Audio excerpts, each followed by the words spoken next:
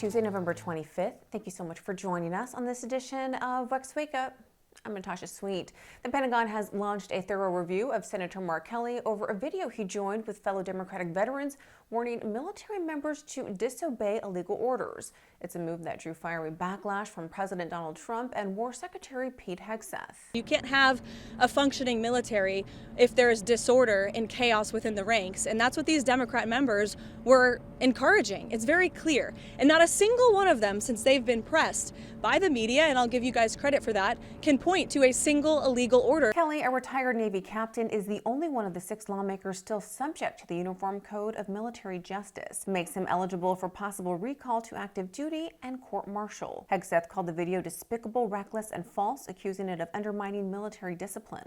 I think it's important to remind everyone that we teach our soldiers, sailors, airmen, Marines, Space Guardians, Coast Guardsmen, and members of our National Guard that if they are ever given an order that is unlawful, illegal, or immoral, it is their duty to refuse those orders. The controversy has sparked death threats against other Democratic veterans like North Carolina candidate Richard Ojeda, prompting an FBI visit to his home. Climate activist Greta Thunberg was temporarily banned from Venice after leading a protest that turned the city's famous Grand Canal green in a dramatic show of environmental discontent.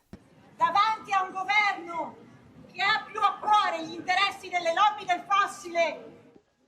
Faced with a government that cares more about the interests of the fossil fuel lobby and multinational corporations than it does about our own lives, how much longer are we going to obey? Thunberg and 35 other members of the Extinction Rebellion group poured green dye into the canal and hung a Stop Ecocide banner from the Rialto Bridge. The action was in retaliation to Italy's opposition to fossil fuel restrictions in the COP30 climate deal reached in Brazil. The protest extended to dyeing waterways in 10 Italian cities, with the group insisting the dye was environmentally harmless. Officials called it a disrespectful act that threatens the city's fragile ecosystem. The Gaza Humanitarian Foundation announced it'll shut down its aid operations in the besieged enclave, handing off to international groups after delivering millions of meals to desperate civilians. And think about what happened with Israel and Gaza. There were a lot of doubters, and we got the hostages out, and this president secured a peace deal that still exists and is ongoing today. The group faced heavy criticism after chaotic distributions led to the deaths of about 2,100 Palestinians seeking aid near its sites, according to UN officials. GHF stepped in last May following Israel's approval of military aid amid the ceasefire. The organization